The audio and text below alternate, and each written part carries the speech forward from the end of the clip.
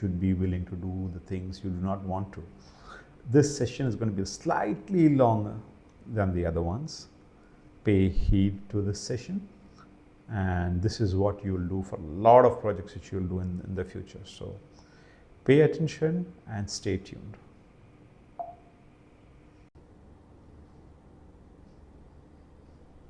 What we are going to complete in this session is to understand what OOPS is. If you already know that, you can move a little ahead on the video, but I would suggest you listen to this. Let's not read the text on top. I will explain that as we go. But let's just jump into the code, right? That's why we are here. Right. So if you look at your office, your workspace, there are a bunch of people around you. Let's put that complex space around you with a lot of people into code terms. You will see this new term called class followed by the name of the class. This tells Python that you are defining a class called person. So what is this person? This class called person is really a template for all people we will create. It's like the template in Word, MS Word, or a template in Excel, or a template in PowerPoint. It is the framework or the outline of what is coming. So once we define this particular class, it can be used in multiple places. So what we have done is we have said that a person has got a first name, a last name, right? And we can do some processing with it, but we have put it all under one wrapper. If you'll notice, the code is actually indented after class, right? So this indent tells the rest of the code belongs to this person class. Init, as you can assume, is a method to initialize a particular object. Now, how is an object different from a class? An object is an instance of a class. For example, you create a document from a template. Similarly, a Python object is an instance of a class, right? So in this case, st1 is a person called Anton John, and it has got some methods built in. Now that you have defined first name and last name here, this first name and last name are available to this particular function. Let's just put that to use and see what it does. So let's dive in. And let's see, in this case, we have created an object. That object is a type person, which we defined here. It takes a first name, a last name, and stores that within the person object, right, inside this particular instance. Now, if I hit the play button, it says Anton John, right? Now let's examine what is self. Self is referring to itself. So it says this person, let's now become the person and talk as if we are the class in terms of understanding. So I say, I have a first name and I have a last name, right? So we have a last name and a first name, and that is now stored within me, right? It's a student, your teacher, be it a cadet, be it a person who is in the administrative capacity in your college or your office, they are all persons. So we have created a template for this, and you put that template to use, brought it to life, which is the instance known as st1, and it has got a print name method. So now I had to say here, I want to print my first name and my last name, and that is what has happened here. Right now, so now what we have done here, see what we have done. We have taken a complex object like a human being, and for the program scope, I need to know the first name and the last name of that particular person, right? Now, there can be different kinds of persons. A student is a kind of person, right? So, a student can have a course, for example.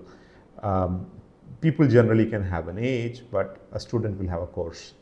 And the administrator may not have a course, right? So those things would actually change based on the type of person you are trying to define. So you could define more complex objects.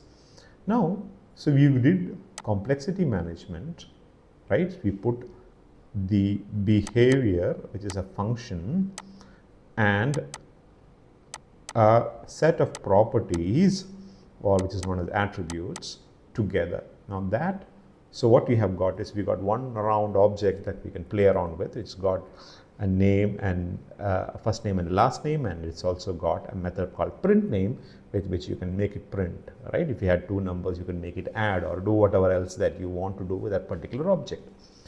Now, we are talking about reusability, right? Let's just talk about reusability. Here we are saying the class called cadet inherits properties from person. So what does person have? It has got first name, last name. It has got this method. Let's simply try to say, now this particular class, I have got a person, and that person should have a first name and a last name, right? So now let's simply look at what's happening here. Now, if you want to, we'll come to this in a bit. If you want to display this, this is one way of doing it. There are other ways of doing it. Let's talk about that. So what we have done is we have created Anton. Here we said it has got a first name, it has got a last name. Anton being a cadet, the cadet has got a course and an age, all right? So we got the course and the age.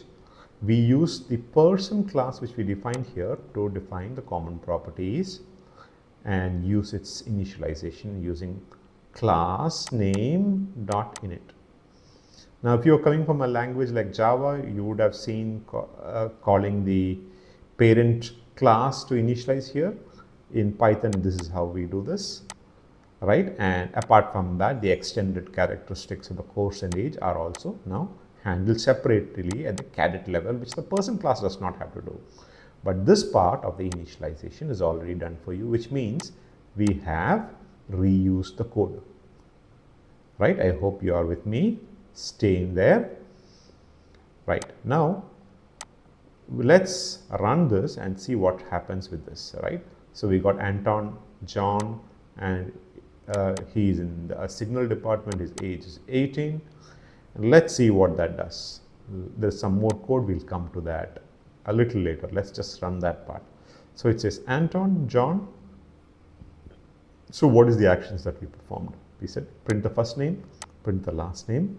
So just print the first and the last name, which is Anton and John, all right?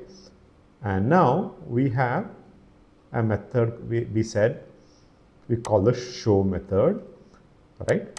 And the show method has got its own way of printing it, right? It has done some extra formatting because I wanted it more specialized, more formatted. So I did it this way, right? And I also want a string representation of Anton, right? So it says Anton 18, and that's primarily what this did. You see that brackets around that? That's the bracket around 18. And the name came here. So we formatted this with the str. Now, in the absence of str, listen to this, hang in there, pay attention. If you don't do this, it's not going to be fun. And I'll tell you why. See, because it did not know how to represent it, it just gave its memory reference. But the moment I define the str function, now it knows how to represent this as a string, therefore it gives you this information, right?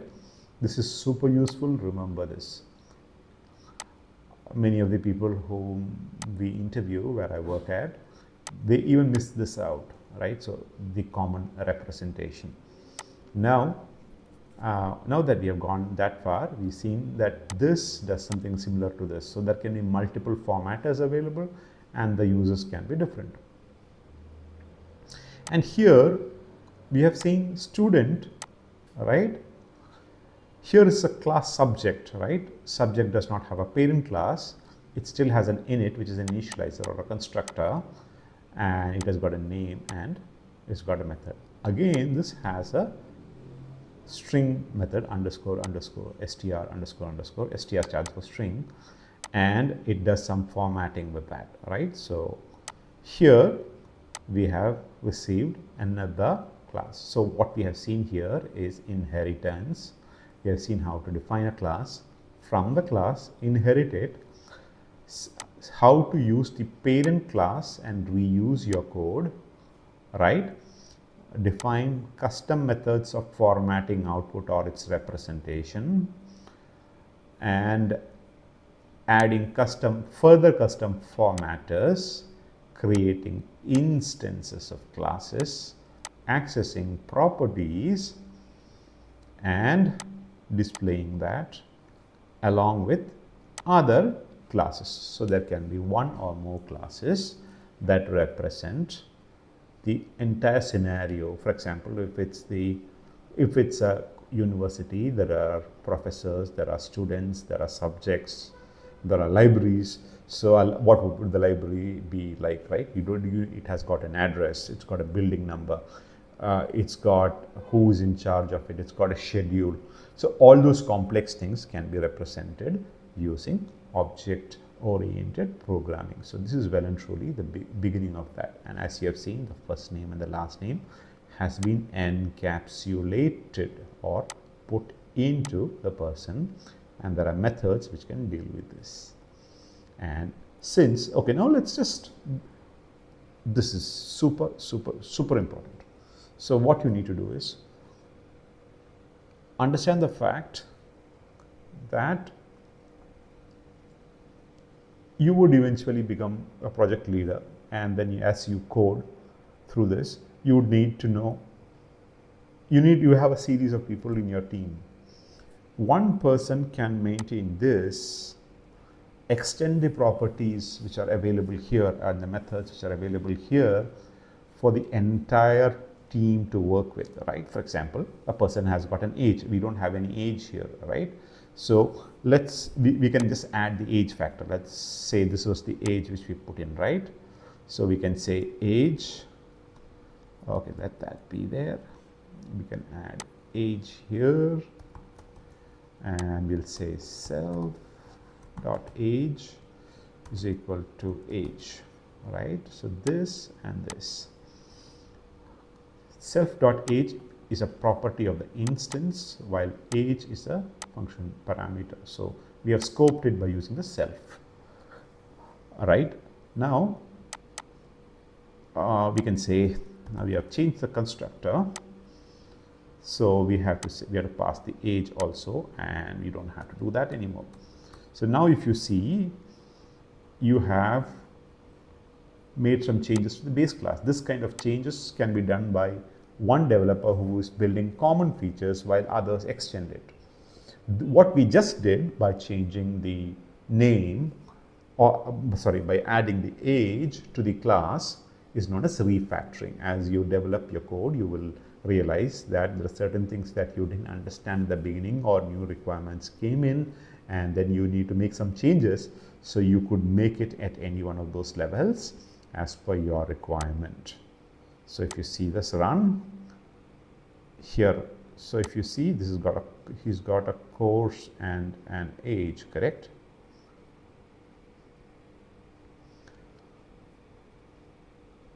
So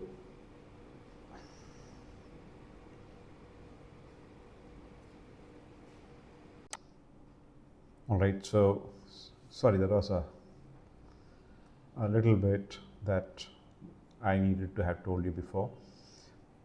From time to time, when it doesn't really pick up everything that's been changed, you need to hit restart here.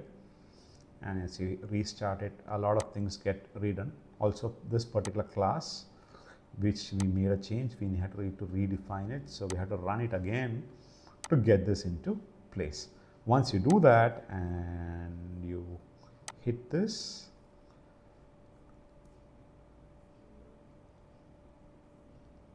it's all done again.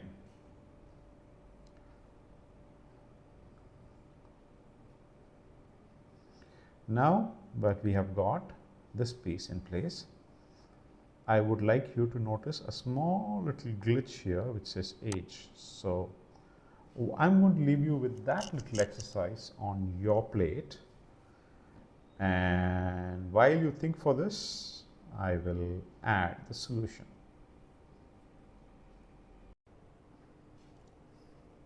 I'm sure you figured out what that was.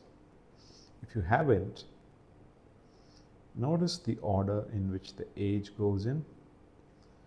The age is a third parameter, so I shuffle this around, and let's just run that, and there you have the age. All right, so now that you have a control of object-oriented programming, at least the basics of it, in Python, you are now ready to handle more complex objects as you go through whatever project that you are going to handle. So congrats, and see you in the next session. Thank you.